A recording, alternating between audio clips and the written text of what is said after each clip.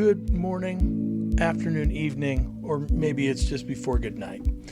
I'm Jason Denham, your host of the Reflective Parent Podcast, the founder of Awaken Shadow Coaching, where I bring families out of conflict into connection. This podcast is set up in the hopes that I can give you some insight to what's going on in the modern day sphere of teenagerdom and what it is that parents just like you are going through all over this nation.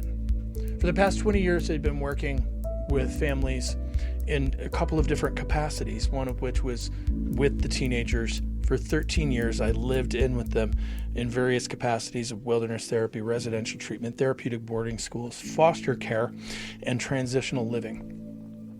Then started working with the parents, thus the reflective parenting that I am asking of the parents after much of my experience seeing kiddos learn how to communicate really well within these programs, and the parents sometimes needing a little more. What is that more? Well, it can be some of this insight into what's happening in our family dynamics due to things like screens. Cell phones, tablets, video games. Heck, the way that the television has been integrated where you can doom scroll the same way on the TV that you do the phone. And I am a person who is not immune to these things, though I'm talking about them, and I want to, you know what, you guys, I'm just going to do it. I'm going to raise the alarm.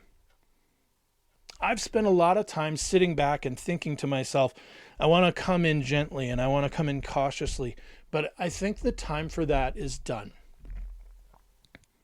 For the past almost 6 years, I've been watching YouTube and messing around with TikTok and looking at things like Snapchat and Instagram and Facebook and Twitter, formerly Twitter, now X, all of these spaces that our kids have been going into since 2007 as these apps have come into being, watching them change.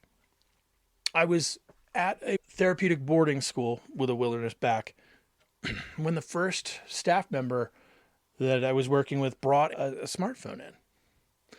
And we sat there by its little glow while the kids were going to sleep. And we were trying to understand the apps and trying to understand what this whole thing was. We were kind of gleeful in that it was such a different interface. What we didn't know then, and what we would come to find over the next year alone, is how many kids would come in with problems regarding these phones, these apps. We'd seen video game before. The kids with the addiction to WoW and spending all of that money that felt like it was virtual, but it wasn't virtual, was it? And this kind of diverged a fork in the road because the social media space made your friend group as large as the planet. It made it possible for you to sit with this thing and never get a break.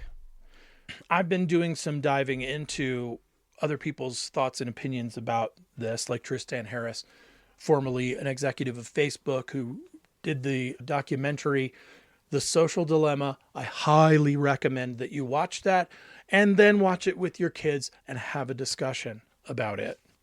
And especially with me raising this alarm, time to put the smartphones down. It's time to start the painful process of pulling back your kids who already have engaged with the smartphones. And for your littles that you haven't made the decision about smartphones yet, I highly recommend that you keep the smartphone away from them the same way that you would keep a pack of cigarettes and a lighter away from your kid. It's damn near the same. It is not good for our nervous systems. It's not good for our mental capacities. It is deteriorating us in this capacity, similarly to the way that the tar sits on in our lungs when we're smoking, and the way the stench of it comes off of you the way that the ashes are everywhere, the way that we're burning the silly off the throat. Okay? We are seeing record number highs of suicidal ideation, of the comparative nature, because the space that your kids are in their developmental processes is monkey see, monkey do. That's the dumbest way that I can put it down to you.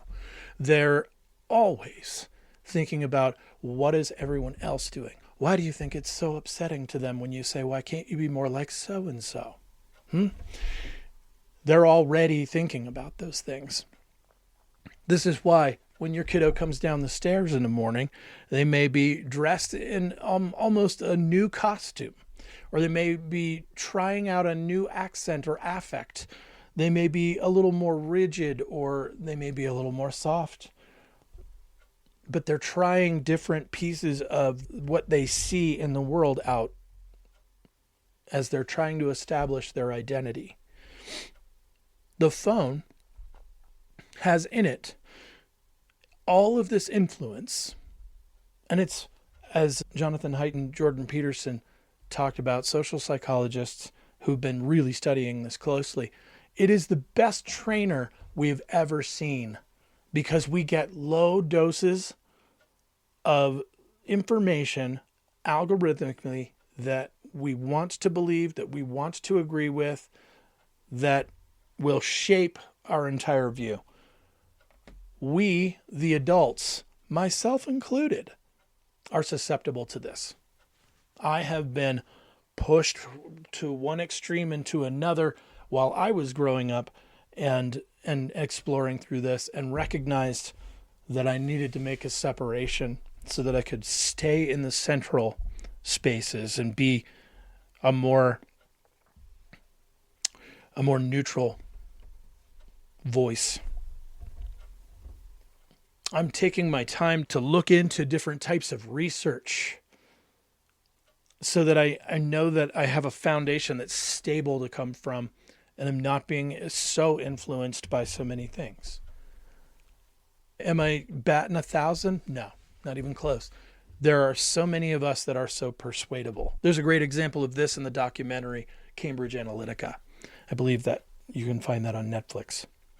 And it talks about how technology has been used already to sway the decisions and the opinions of the people who sit in the most reasonable place, the middle. Now, I'm not going to get political on you. I don't want to do that. That's not at all what I'm about. But I do want to say that if these things are true and happening in the world, we must turn into the mama and papa bears that is born into us and stand between our kids and social media. And what's funny is I feel like I've gone on quite a tangent here with this one, and I meant to come here and talk to you about the second flag that I'll raise, and it's AI. The large language models. I've been looking into those as well. And the way I've been looking into it is I started with ChatGPT, the OpenAI crew that began the large language model. I jumped over into X's version, Grok, that is being reported to us that is absolutely trying to be a truth seeker. Nevertheless, still a large language model. Gemini is Google's version. Copilot is Microsoft's version. And now there are dozens more that do different things. But Claude is another, a cousin of OpenAI. Some of the people that started OpenAI splintered off of that, made Claude. Claude does incredible work with programming. So here we are with these large language models. They can do fantastic things in the hands of people who may have studied what they mean. And we don't have those studies yet. That hasn't been around long enough. Those people may be able to maximize their efforts and their efficiency and so on.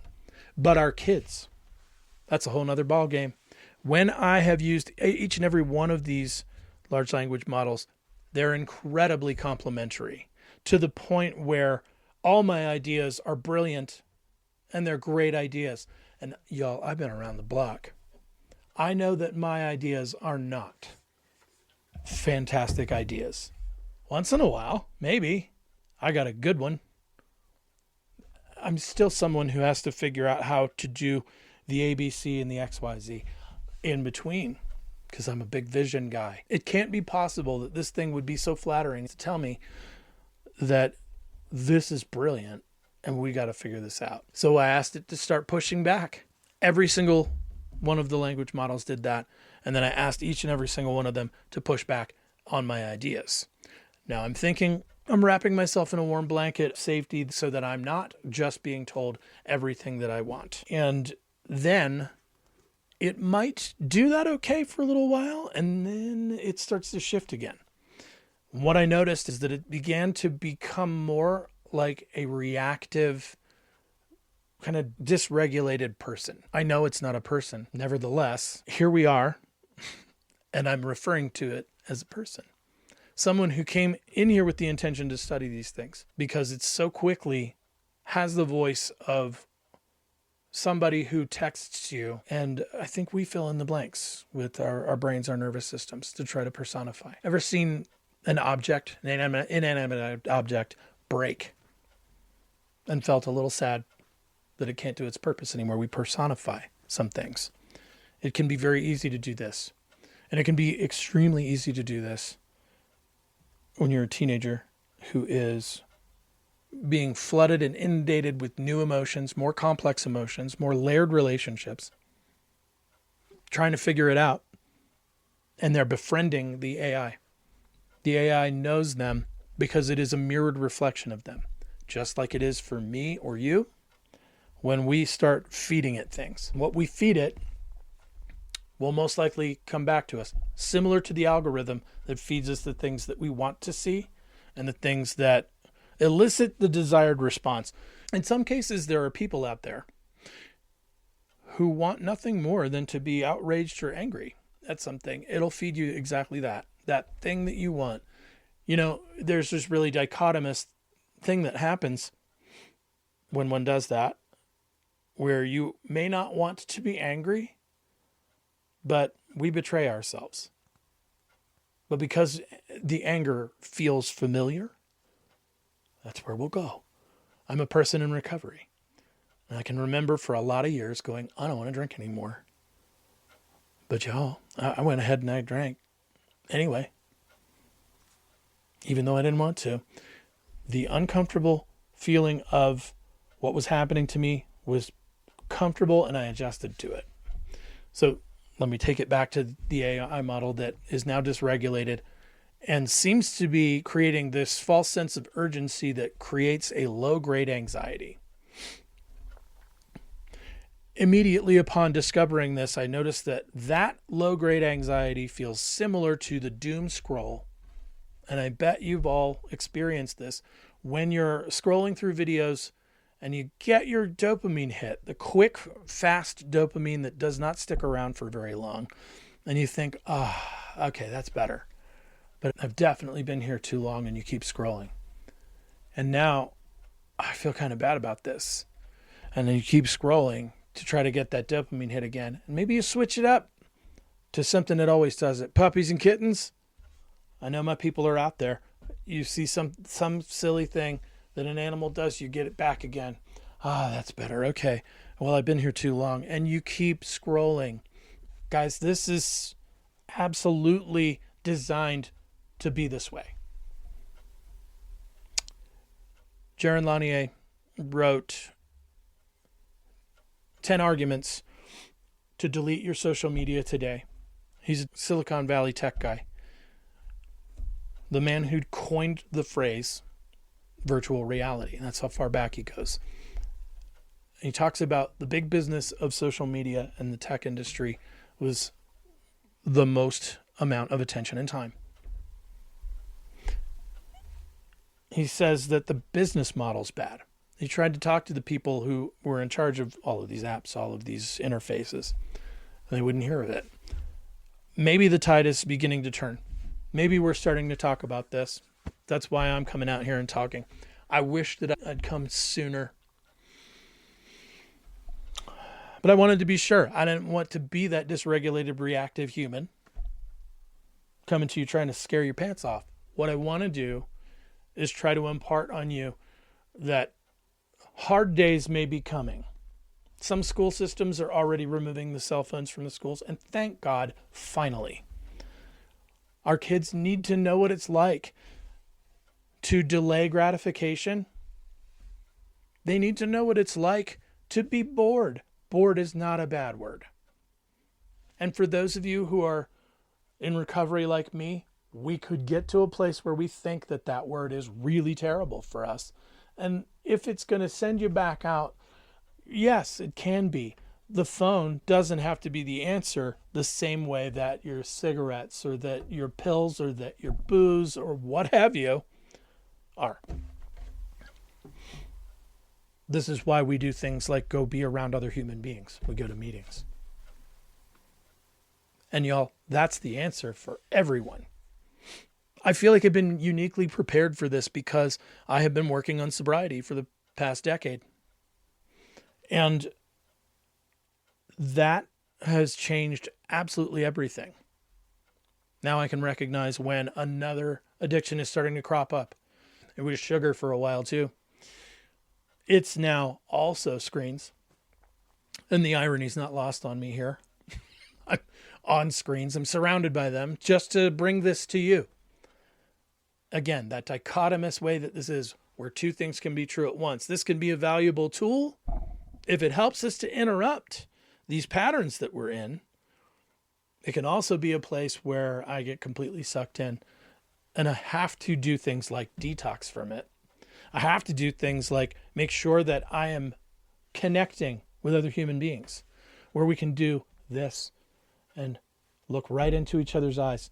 Over the screen, over the pixels, it ain't the same, is it? Is it? For those of you at home or in your cars listening to the podcast, I do have video of this. You can find it on YouTube at Awaken Shadow. So it is time for us to take a look at how all of these things are interconnected. The AI models have the low-grade anxiety-producing issues in its voice that the low-grade anxiety of social media has in it. And therefore, if it is familiar to your kiddos, they won't be thinking, oh, this is bad. Because of where they are in their developmental stage, and they're looking for ways to figure out how to be popular, how to relieve the stress of the comparison, which we all know is the thief of joy, by further integrating into these spaces, obsessively scrolling through what their friends are doing or what their enemies are doing or what the people that they're trying to get closer to are doing, feeling like they're not enough.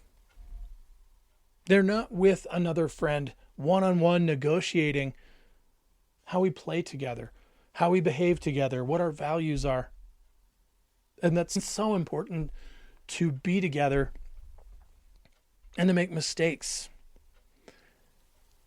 So many kiddos, when interviewed about the things that they say, which are absolutely vile online, if you put them in the same room with the people who they said those things to, they can't believe that they said those things because they never occurred to them that that was a real person on the other end.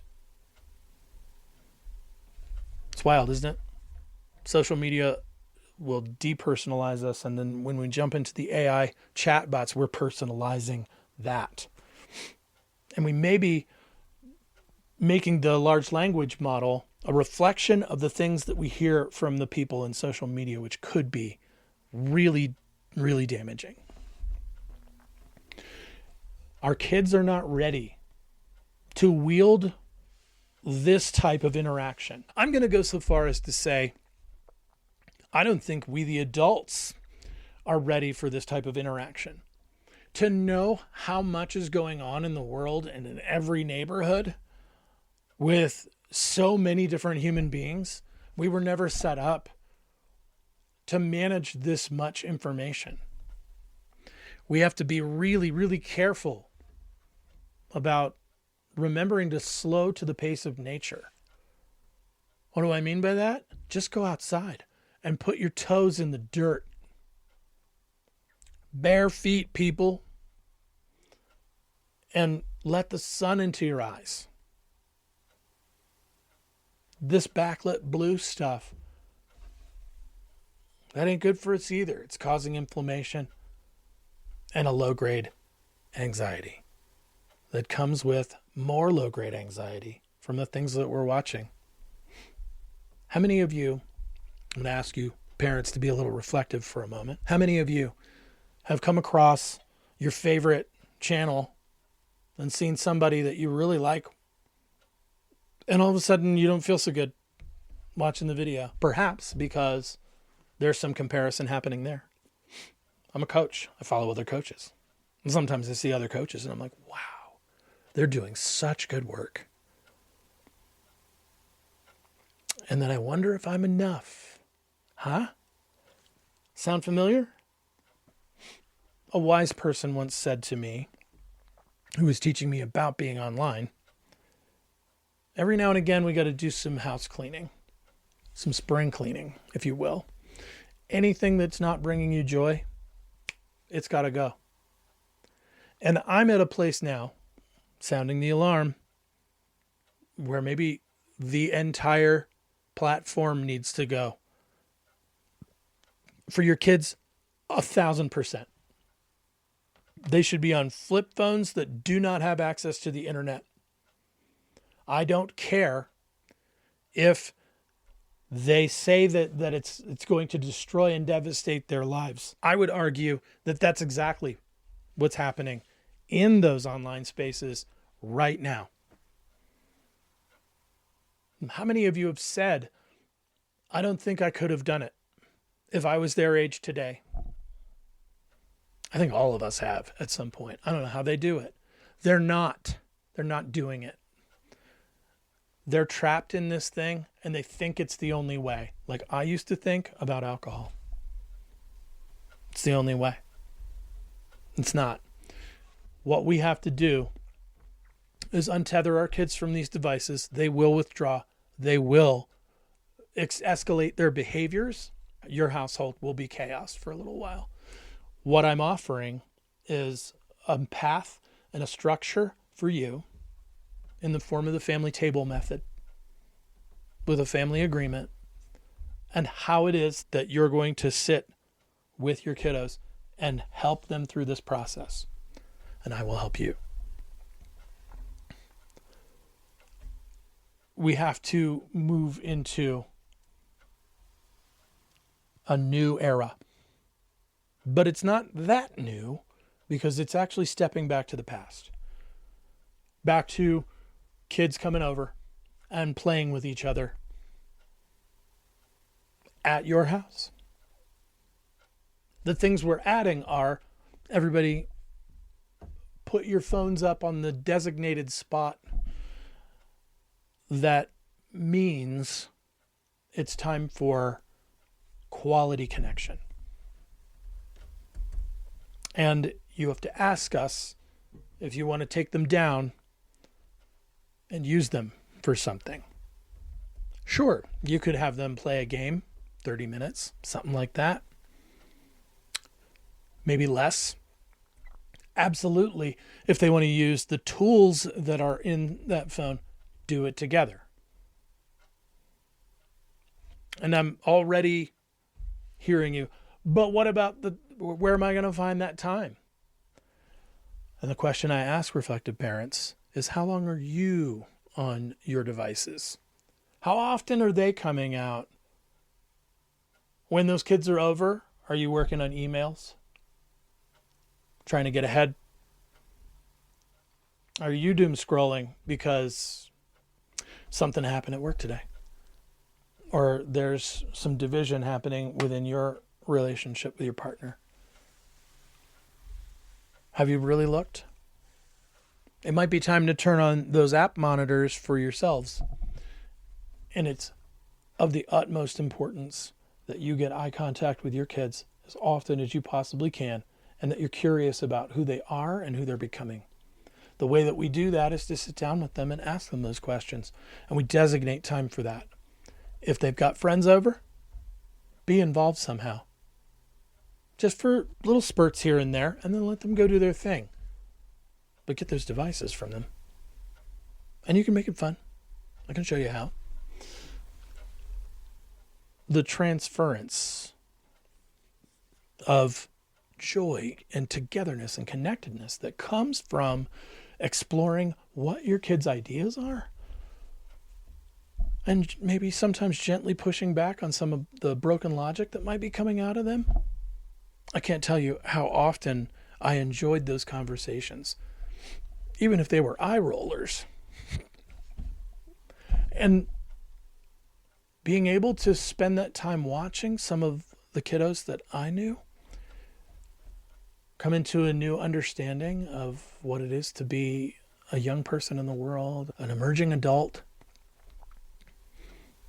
There's nothing better. And those weren't even my children. Imagine how intense watching them grow, witnessing them grow. It is up on par with when you saw them lift their little baby head up off the floor on their bellies for the first time. First time they stood. First time they started to walk. It's all the same. Those things happen throughout our entire lives. I sure hope you don't miss it. Okay. To recap, if you need it, I'm here to help you with a plan for how it is you separate your kids from their devices. We can start with the cell phone, and I promise that it'll start to increase in other areas. It might be the tablet, it might be the laptop, it might be video games. Everything is going to have to eventually have an intentionality behind it. I highly encourage you to watch The Social Dilemma together and to talk about it. I highly recommend that if you're really worried about what's happening between your kids and their friends when they are separated from this, there's a fantastic book called Hold On to Your Kids by Gordon Neufeld and Gabor Mate. And it talks about peer attachment. I will be talking about more of these things in future episodes. I will also be talking about this in the Reflective Parent Support Group.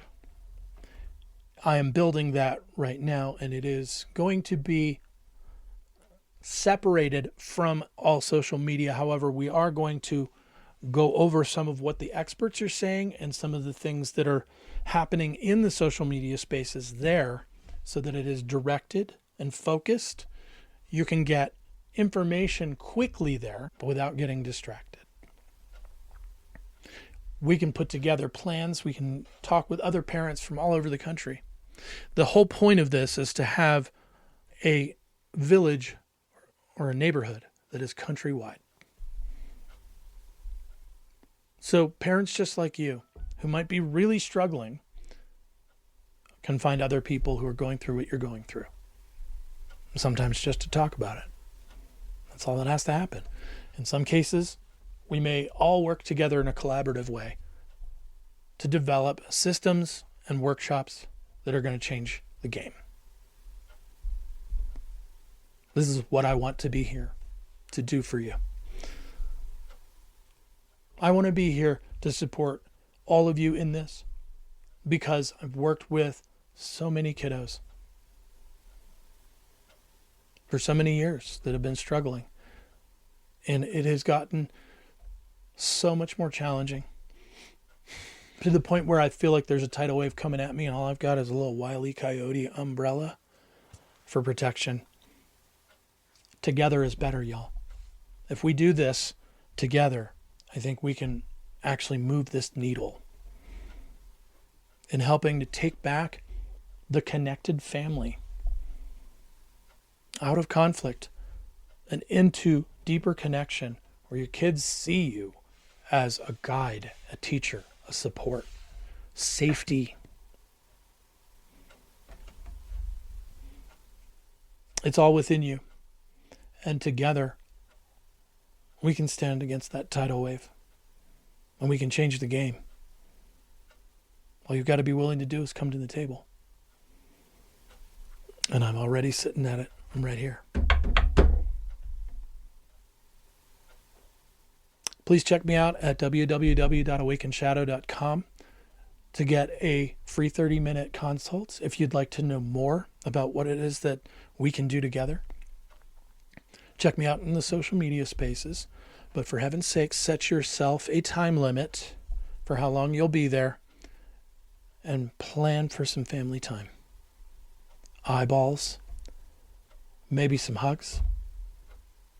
Ask your kids what they think about X, Y, and Z.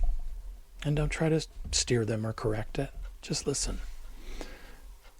Amazing things can happen. And be on the lookout for the Reflective Parent Support Group. I'll put the links in the usual places.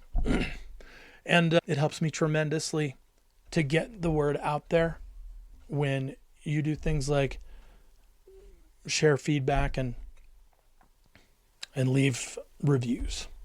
So if you have the time and the energy, if you feel like it's important, think about the other families who are out there all alone on an island, feeling like they don't know what to do next. Let's get us all connected so that we got a plan.